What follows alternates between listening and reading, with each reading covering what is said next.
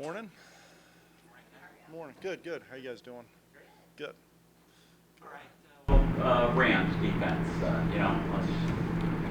isn't any sleep over Aaron Donald, or what do you think about that? Obviously, they're incredibly talented all over the board, and he's one of the best players in football. So they pose a lot of different problems, not only personnel-wise but scheme. So it's a great challenge for us, and something we're excited about, and looking forward to that challenge. It'll be obviously trying to slow not only him down, but that front is a very talented group, and he's the guy who kind of leads that charge. So it's going to be a really good challenge for us. How was it as a first-time play caller trying to balance getting everything you want to get in versus not showing that much during preseason, if you will? Yeah, I think we're at the point of our offense where it's we've been running our stuff for a while, so there's some things where it's like people know we're going to run them and that type of thing. So I think there's that balance of there might be some wrinkles that you don't want to show, but at the same time you want to be able to get work on stuff too. So it's definitely a balance of trying to make sure you're getting the right work done, but you're also intentional about what you're doing. Josh mentioned yesterday that Sean done a good job putting the offense in tough situations in practice. How much is the continuity between Steph, Gabe, Josh, in now year 3 together, help them get out of bad situations, if things don't go well on their side? Yeah, and I think that's a big stress for us. It's a season is a roller coaster ride at times if you let it be. And there's highs and lows and all that stuff. But the biggest challenge is to stay steady throughout that, and that's our constant mission. Whether it's a season, a game, a training camp practice. Because I think Sean did a great job of putting us in some really difficult situations. In a variety of different ways that really put a lot of pressure on me as a play caller and us as an offense, and I think that'll only help us moving forward. Quickly early in the season, do you want to extend your playbook and calls to get a good feel of what you got, and how much is it? We're just going to kind of go week by week and expand things, however maybe game plan fits. Yeah, I think we're at the point now where it's you're game planning for each opponent. So we're picking what we feel like is going to be effective against the defense we're playing each and every week. So it might look a little differently from one week to the next. But at this point in the season, every game's important. Every game matters. It's the regular season of the NFL. We don't have an infinite amount of games. You only got 17 of these things. So I've been in it as long enough to know that you don't want one to slip away because you're trying to hide something, or you don't want to show something. So every game you go out and you put the best game plan you could possibly put together, and making sure your guys could go out and play fast and execute it.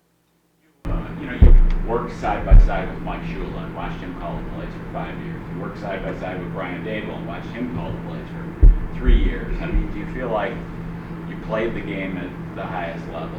It's like, do you feel like you paid about as many dues to get to the spot to be the coordinator as you could reasonably be expected to pay? Yeah, I think, I think that's part of this league that makes it special in my mind. As whether you're a position coach or a play caller or a head coach, I really feel like you got to go earn it. No one's gonna hand you anything in this league, and I think that's what makes it special. And I think when you do get to the point where I've been fortunate enough to get to right now, you don't take it for granted because you realize how hard it is to get there.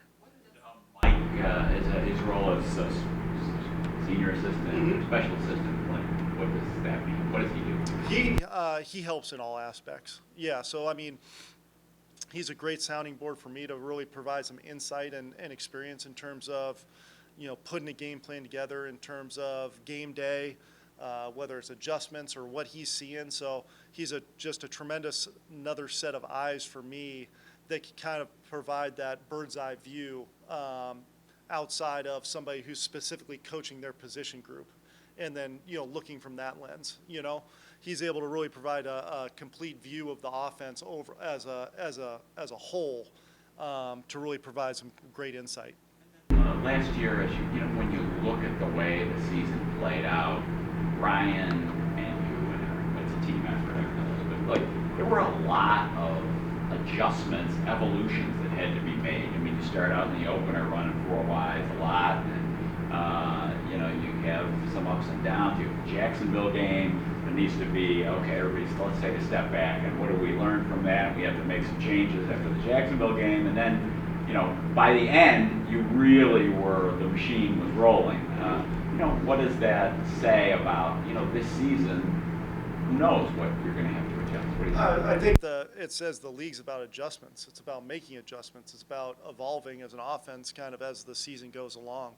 No one I don't think starts the season the same way as they end it, whether it's guys getting dinged up, whether it's, just the evolution of your offense, of what's working for you. So I think it's more about that than it is anything. Aside from the big picture, go ahead. I'm sorry, Kevin. Thanks. When you mentioned it does feel special to reach this point and to not take it for granted, is there anything this week that is, even a small moment that has felt a little different of? It's funny because you think so in the training camp and everything. It feels like, gosh, is the season going to ever get here? And it's just so so far away, and it takes so long for a season to get here.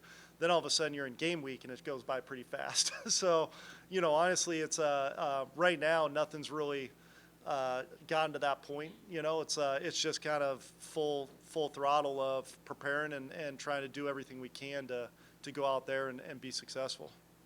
Sorry about that. Isaiah McKenzie is a guy that hasn't ever had 40 targets in a season in his career. If he ends up being your primary slot receiver, that number might easily double this season. How equipped do you feel like he is prepared for that if that becomes big? I think Isaiah's done a great job throughout his whole career, and I think he's like any young player. It's like he just wants an opportunity, and he's really kind of waited and been a great teammate behind these guys and in his role.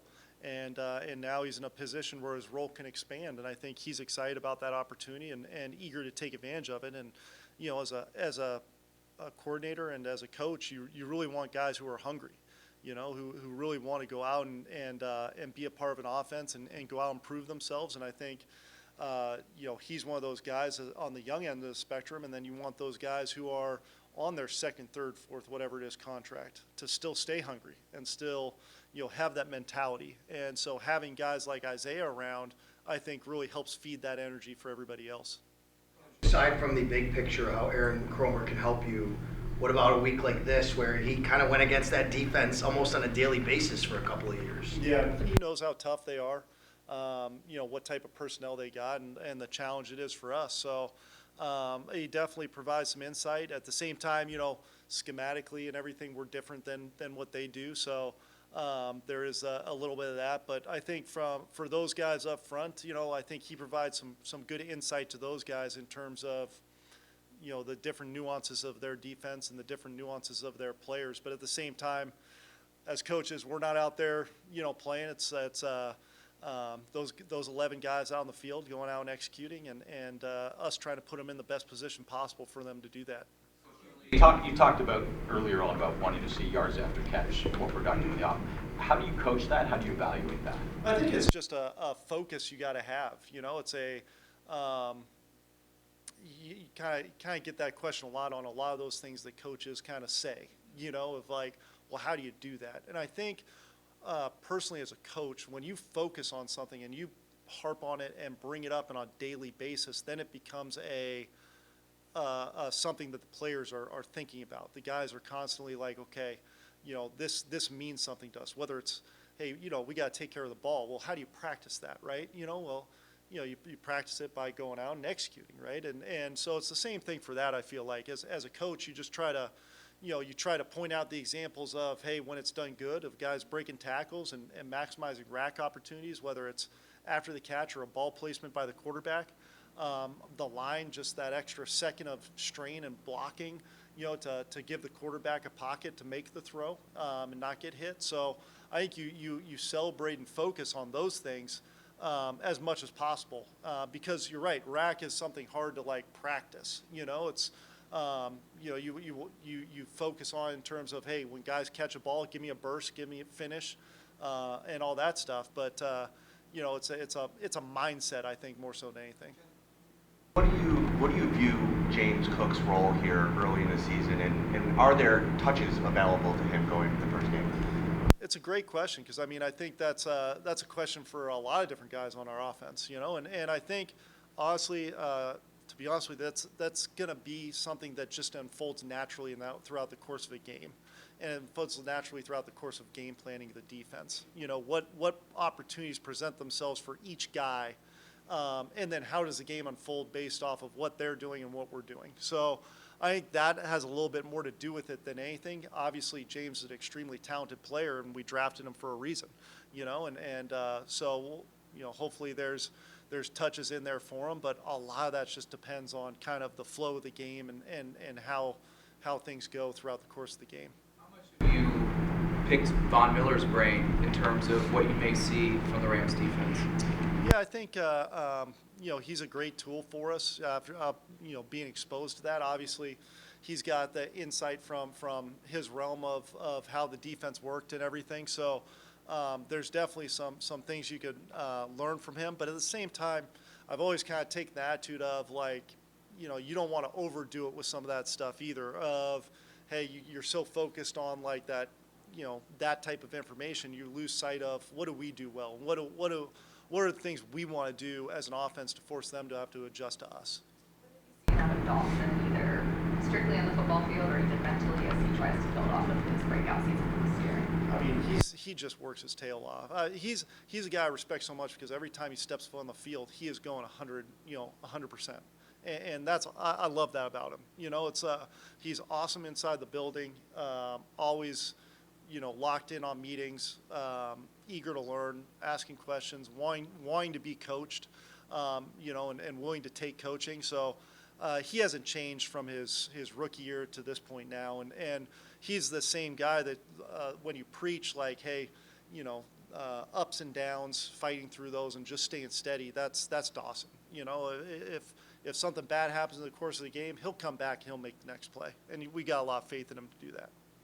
Seeing what he did last year, does that change anything from your perspective of what you want to see him do this year as you kind of take the reins on the offense? I think there's always things that with a guy like Dawson who's in the system and he continues to grow from year to year, you constantly want to expand that role as much as you can to maximize what he can do.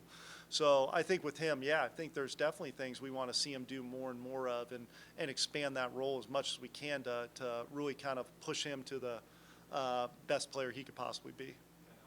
With getting Spencer Brown now into a full game flow after kind of taking baby steps throughout the summer and getting ready for a full season. I think that was kind of the big part of those preseason games. Really kind of getting his feet wet with those preseason games and not being tentative with him and him building confidence more so. I think that's half the battle a lot of times in an injury is just building the confidence back of, taking a hit and like, it didn't hurt. I didn't feel it. You know what I mean? So, and then the recovery after that post game. So I think that confidence of playing in those games and just getting his feet wet with live action was big for him and big for us as coaches to be able to say like he is ready to go and you feel good about where he's at. What did you see from Tommy and Quentin that allowed you to be comfortable to move on from OJ? Yeah, I mean that was a great battle for us in camp. I mean all those guys were all deserving of an opportunity. You see it with OJ getting picked up. I mean he's a great player, but I think just kind of the way things flow naturally in the course of a roster and when you look at the roster as a whole, in all phases included, I think that has a lot to do with it. And those guys just did a great job and I think really just earned that spot from the growth they showed from day one till now. It seemed like he had some pretty decent practices, blocking I mean, is he advanced from the point where he's not a zero in the blocking round? Yeah, he's grown up a lot. I mean, he's really, and that's, I think tight end is, because it's evolved so much from from college to the pros, you know, so the college game has evolved so much. I think years and years ago it was like guys came in as blockers, and then it's like, well, you know, they got to evolve as pass catchers. Now they come in as pass catchers and they got to evolve as blockers. So, you know, you just see that trend kind of flipped throughout the course of time, and I think he's done a great job of that. All good? Thanks, guys. All right.